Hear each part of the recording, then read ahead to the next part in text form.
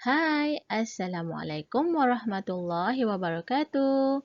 Jumpa lagi kita pada hari ini bersama-sama dengan Cikgu Aika dengan mata pelajaran Sains.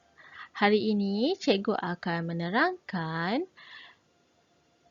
unit 9 dengan tajuk Tanah.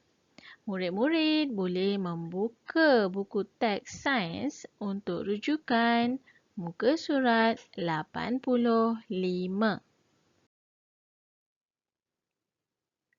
Standard kandungan pada hari ini 9.2 tanah. Standard pembelajaran 9.2.1 menyatakan jenis tanah seperti tanah kebun, tanah liat dan pasir. Di akhir pembelajaran, murid akan dapat mengenal pasti dan menyatakan jenis-jenis tanah. Sudah bersedia? Mari kita mulakan. Apakah tanah? Siapa tahu tanah? Dekat mana kita jumpa tanah? Saya yakin mesti semua murid pernah jumpa tanah, pernah pegang tanah, tahu warna tanah. Tapi hari ni kita nak belajar jenis-jenis tanah.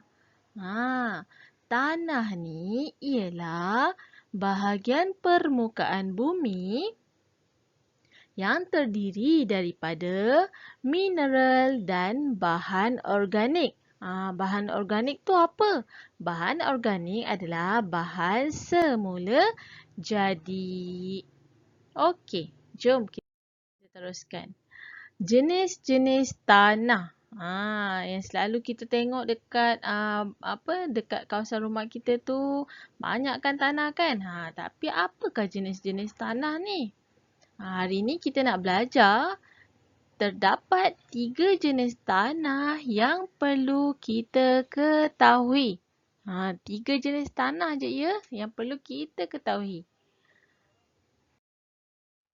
Yang pertama, tanah kebun. Okey, warna tanah kebun ini berwarna hitam.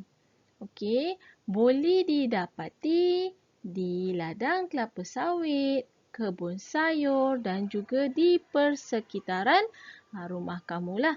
Okey, tahu tak apa kegunaan tanah kebun ni? Pandai. Tanah kebun ni kegunaan dia adalah untuk menanam pokok. Pokok apa? Pokok buah, pokok sayur dan pokok bunga. Pelbagai pokok pun boleh untuk digunakan untuk menanamlah. Okey, dengan menggunakan tanah kebun. Alright, ini bentuk tanah kebun lah ni. Okey. Yang kedua, tanah liat. Tanah liat ni warnanya kemerahan dan kelabu. Ada kadang-kadang ada warna merah, ada juga warna kelabu. Macam gini warna kelabu ni, gambar yang cikgu tunjukkan ni warna kelabu. Okey. Kemudian boleh didapati di sungai, paya bakau dan sawah. Siapa pernah masuk sawah tu, mesti kalau kita masuk sawah, kaki kita mesti akan tenggelam dekat tanah kan. Itulah tanah liat. Okey, apa kegunaan tanah liat ni? Okey, tanah liat ni untuk menanam pokok padi saja. Hanya sesuai untuk pokok padi saja. Kalau awak nak tanam pokok bunga, memang takkan hidup. Okey, dia takkan hidup. Dia sesuai untuk menanam pokok padi. Alright. Okey, tanah pasir. Tanah pasir. Warna tanah ni putih kekuningan. Ada yang warna putih, ada juga yang kekuningan pekat lah. Okey, boleh didapati tepi pantai. Siapa pernah pergi pantai, pernah berpijak pada pasir tersebut, dapat rasakan pasir ni lembut, kan? Dia sangat halus. Kegunaan dia, kegunaannya tanah pasir ni hanya sesuai untuk menanam pokok Kaktus. Okey, pokok kaktus ni boleh tanam juga dengan menggunakan tanah kebun. Tapi tak sesuai untuk tanah liat. Okey. Mari kita lihat apa kandungan tanah. Kandungan tanah, apa kandungan tanah ni? Okey. Kandungan tanah ialah isi kandung tanah. Okey, ialah objek yang ada di dalam setiap tanah yang telah kita pelajari tadi. Okey, kita nak tengok. Sepatutnya kita boleh buat eksperimen dekat sekolah. Tapi memandangkan semua orang belajar di rumah, jadi hari ini cikgu akan terangkanlah apa kandungan yang ada dalam setiap tanah tersebut. Okey, ini adalah tanah kebun. Okey, dalam tanah kebun, dia ada cacing. Cacing-cacing yang telah mati ataupun cacing-cacing yang hidup, masih hidup. Siapa yang pernah tengok ayah dia pergi pancing, beli cacing, cacing tu diperolehi daripada tanah kebun. Alright. Yang kedua, ada daun kering. Daun kering ni daun-daun yang dah matilah. Daun-daun kering ni ada dekat dalam tanah kebun tersebut. Ada juga ranting. Ranting pokok, ranting kayu yang telah matilah. Ranting yang dah kering tu kan. Okey. Ada juga batu-batu kecil.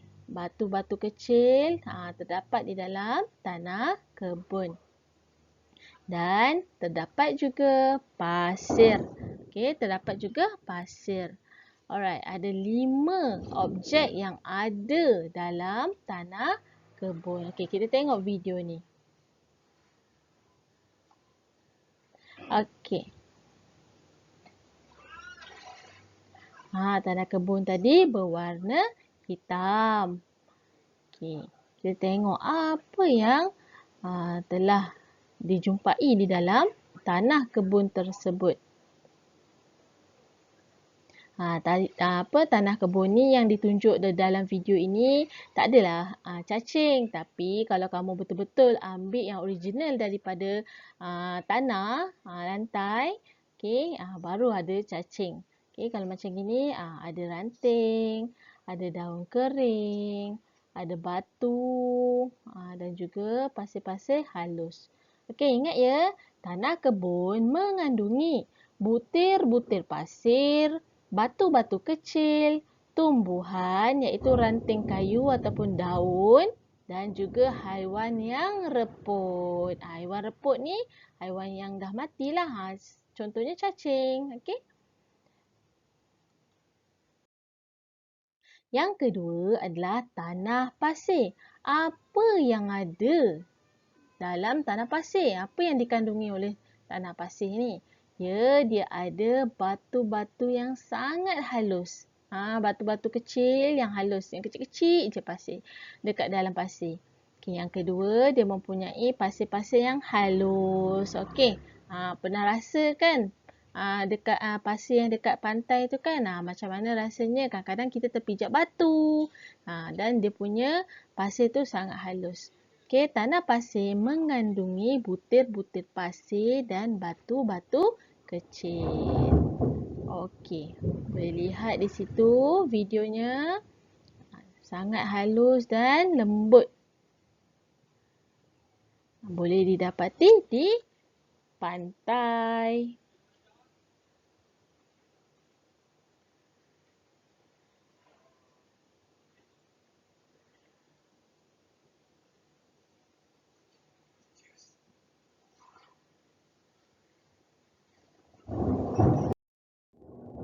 Yang ketiga, tanah liat. Apa yang terkandung di dalam tanah liat?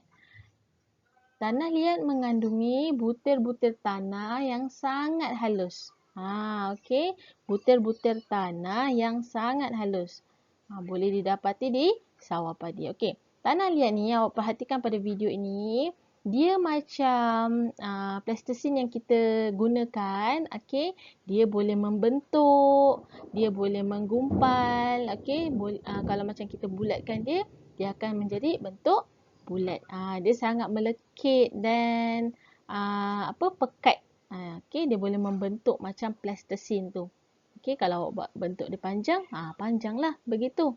Okey, tanah liat ni dia mempunyai air, okey, di lapisan bahagian atas. Air yang terdapat pada tanah liat ini sangat sukar untuk mengalir pada tanah liat yang ada dekat bawah air tersebut. Dan air tu akan bertakung di atas tanah liat.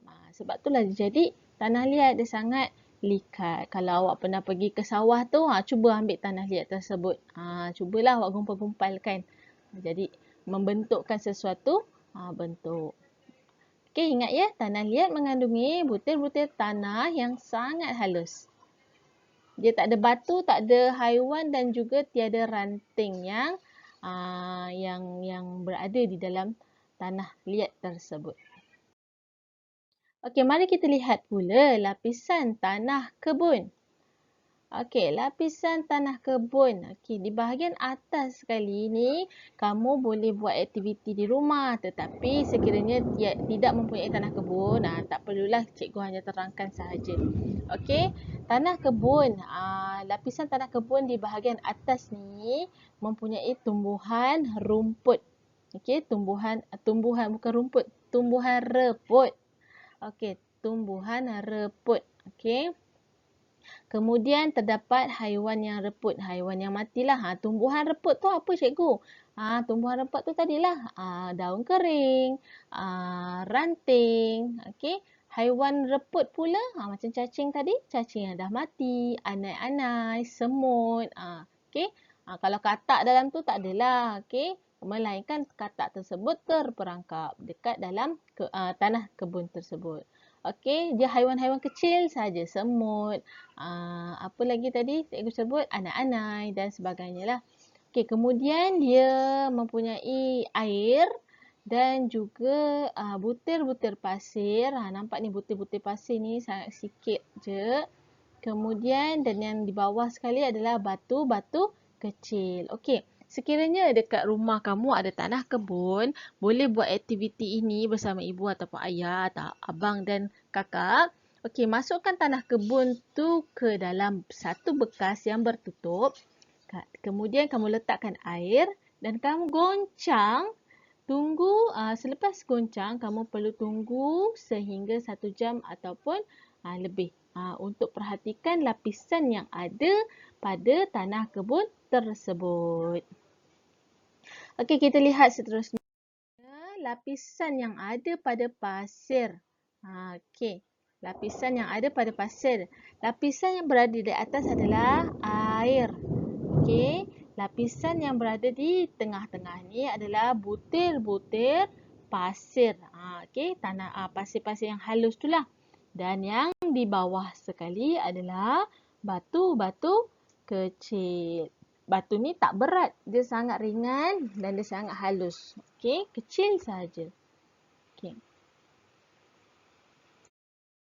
Okey, dan yang terakhir adalah lapisan pada tanah liat. Inilah yang cikgu katakan tadi.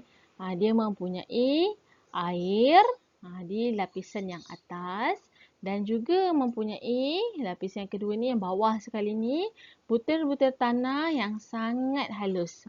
Sangat halus. Bila kamu pegang pun dia sangat halus, lembut je. Okey, ini yang terdapat pada lapisan tanah liat. Okey murid-murid, itu sahaja pembelajaran kita pada hari ini. Latihan yang perlu kamu selesaikan adalah buku aktiviti muka surat 60 hingga 61. Semoga bermanfaat untuk kamu. InsyaAllah. Assalamualaikum.